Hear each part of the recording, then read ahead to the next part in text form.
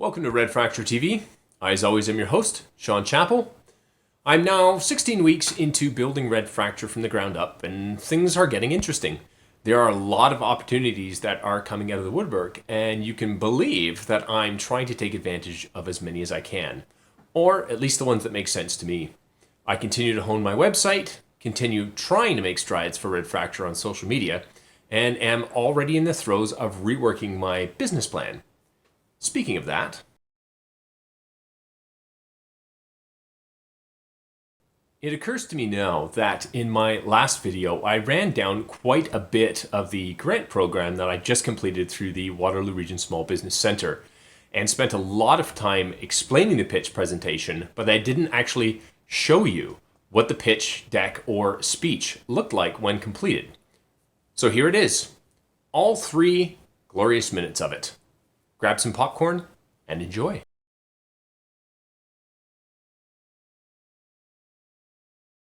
Welcome to Red Fracture, the personal brand of artist Sean Chappell, me.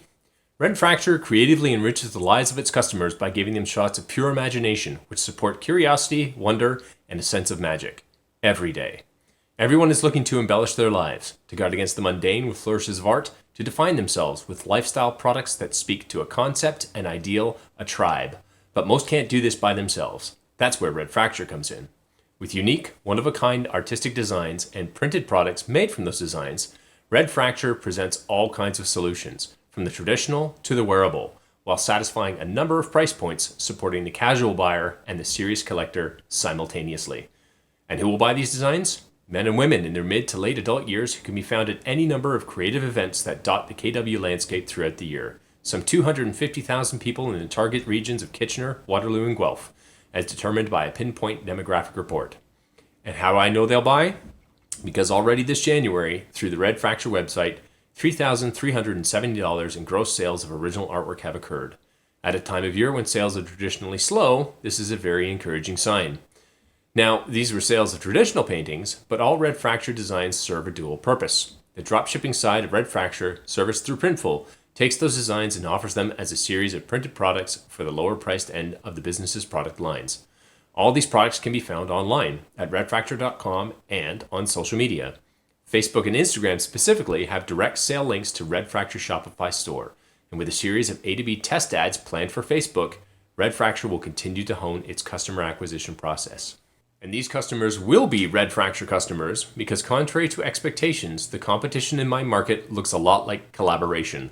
Through a series of interviews, I met with more goodwill and opportunity for future work with other artists rather than having to fight them for the same artistic opportunities.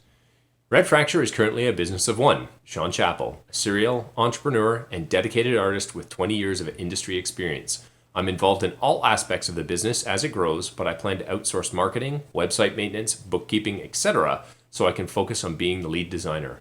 And my design skills are going to grow into the digital art realm as I use this grant to purchase an iPad Air with Procreate to investigate digitally creating Red Fracture's unique designs.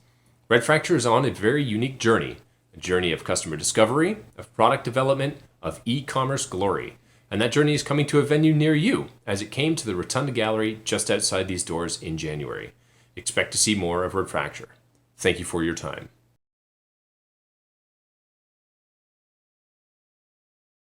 So that was my presentation, the one that I had to put on in front of 4 very serious business gents who were vetting my business. And ultimately, as many of you already know, it didn't work. They were not happy with my business plan or my pitch, and I was declined for a grant. C'est la vie. I'm going to use the lessons that writing this plan taught me, and I'm going to carry on building on the connections that I made through the program. They're pretty great, and they're already heading in new directions. That grant was a bonus, not a necessity. It's time to carry on and keep moving.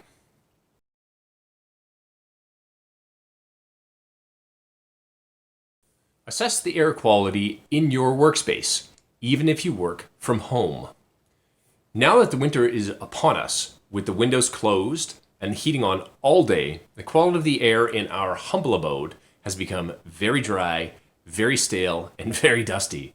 Even though we clean quite regularly, including the furnace filter, it hasn't been enough to stop both Kitty and I from feeling like we're breathing in a laborious fashion. Not asthmatic, but certainly congested. While I was working away from home, Kitty complained about these symptoms, and dopey old me just thought she was being hyperbolic. Nope. Of course, when I worked as a fabricator, I was always conscious of the air quality around me. I wore a mask constantly to repel dust and welding fumes. It was a no-brainer. That was part of being safety conscious. Then, when I started working for myself back in November, the idea of assessing air quality went out the window. It was my home. I assumed it was fine. Apparently, not so much. It didn't take me long to start feeling what Kitty was feeling. Well, we decided to finally take action, and it seems that the popular opinion online is that a few houseplants can really make a difference in the air quality department. So we hit the streets of Cambridge and Guelph and picked up a couple of snake plants, some of those potted plants that you see in office cubicles, a couple of spider plants, and a few other exotic chlorophyll-filled friends. Say that 5 times fast. It's been a long time since this house had any greenery living in it. That was always our fault, though. We had the best intentions when we kept plants in the past, but for one reason or another, we would always forget about them and they die, off in a corner somewhere, sad and alone. Well, not anymore. They add a really nice dynamic to the spaces of our house, and hopefully, as they grow, we'll see an improvement in the air quality of the air we breathe at home. You'll be happy to know that so far, we haven't killed any of them. Although one of our cats made a damn fine attempt at it. Jerk. That became a 4 a.m. puddle of puke emergency. And Sky always sounds like she's dying when she's throwing up. It's awful. I'm sure other cat owners can agree.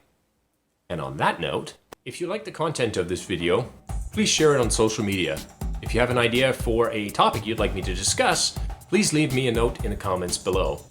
And also, don't be afraid to subscribe. If I get to 100 subscribers, I get a personalized URL from YouTube. Ooh, won't that be nice? For now, that is all. Thanks for watching.